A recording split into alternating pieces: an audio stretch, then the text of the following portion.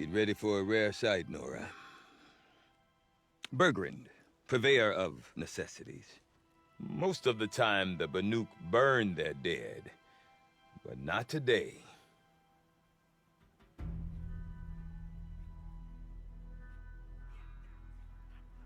Because the bodies couldn't be recovered. Aye, a nasty business. All their best warriors lost. So they're getting a different kind of send-off.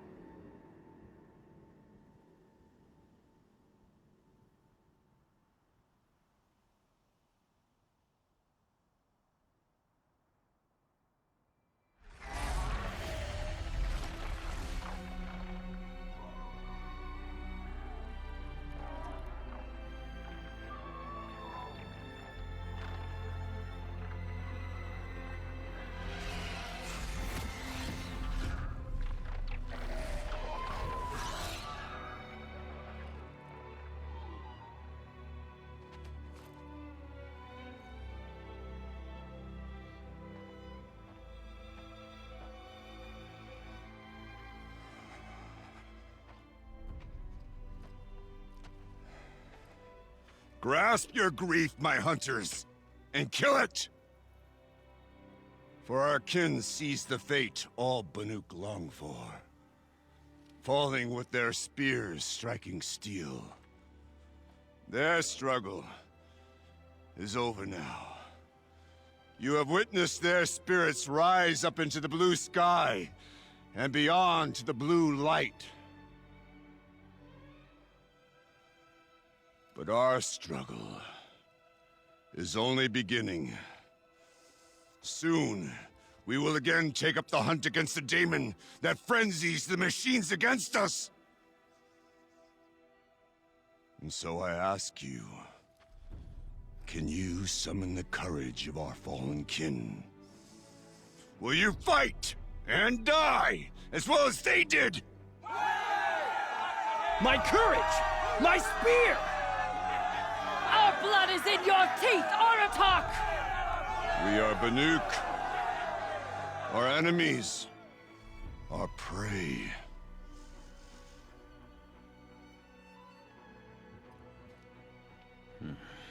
A daemon. That frenzies the machines. Machines that wiped out their best. And what do they want to do?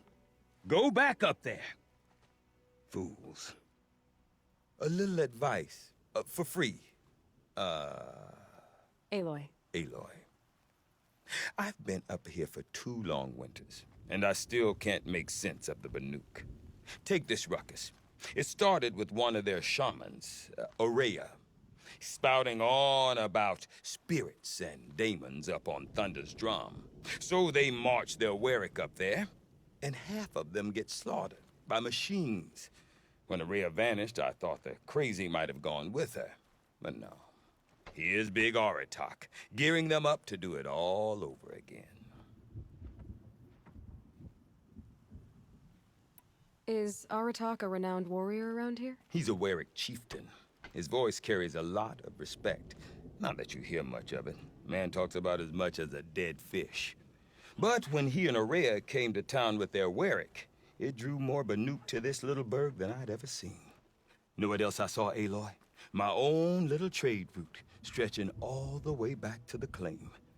Then, he goes and leads them off to their death at the claws of angry machines.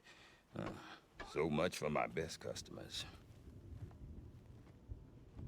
And Ourea is the one who spoke about this daemon? That's right. Told Aratak and the others that it lives up on Thunder's drum. And they believed him. But you don't. Look, I don't know what Ourea found up there. A shaman's not going to talk to an outlander. The machines in the cut are getting more vicious, that's a fact. It could be because of the daemon, or it could be because they all got indigestion, for all I know. But Araya's not around to explain.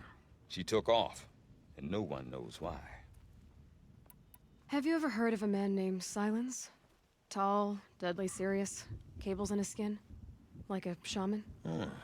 I've heard that name once or twice, but always whispered, like some boogeyman the Banuk want to forget. I'm not sure what went down, but I got the impression he messed with the Conclave. Or they messed with him. Conclave? All the most important shamans gather in Banur from time to time to keep up with the latest mumbo-jumbo. No idea how they all fit into one tent without those crazy headdresses getting locked up on each other. Araya's been to that shindig, but when I asked her what it's like, she just gave me a dirty look. So if you want to know more, you'll have to find her and make her like you, I guess. Good luck. What is it about the Banuk you can't make sense of? Well, everything's a test to them. A hardship to endure. A challenge to survive. Seems like they don't have much of a choice in a place like this. A land cold enough to crack teeth, filled with wild animals. You think they'd accept a little reasonably priced aid. Oh, believe me, I've tried to convince them. But a Banuk with nothing left to prove might just lie down and die. What are these Werrics about, Bergrand? Some sort of tribe within the tribe? Not like our clans back home. You don't get born into these things. They hold tryouts. Prove your best at something and you might get a place. Some Werrics come and go. Some last as long as metal. The whole Banuk territory, Banur, is just a bunch of the biggest, oldest Werrics. I'm not sure if I'm less confused or more confused. Well, here's the sure thing. Each Werric has a chieftain and a shaman. They make the decisions. All well and good, except the chieftains are hard-headed, and the shamans have their heads in the clouds.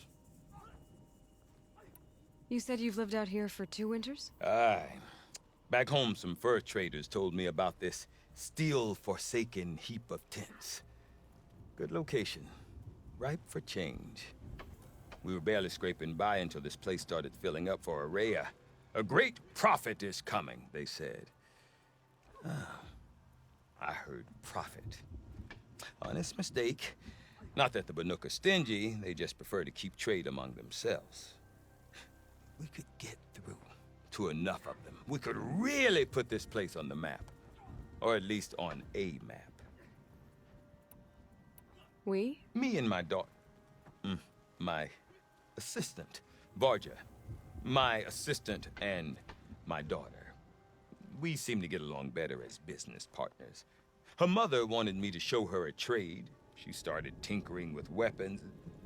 Say, when you need a break from this Banuk carry-on, stop in and see her. You're both, how do I put it? Women? No. Independent. Look for her at Long Notch, the easternmost Banuk camp. I want to know more about this daemon. It's crazy talk, Aloy. Or there's something to it. Something connected to how the machines behave. Then you need to find Araya. She was last seen headed for the mountains they call the Ice Rasps.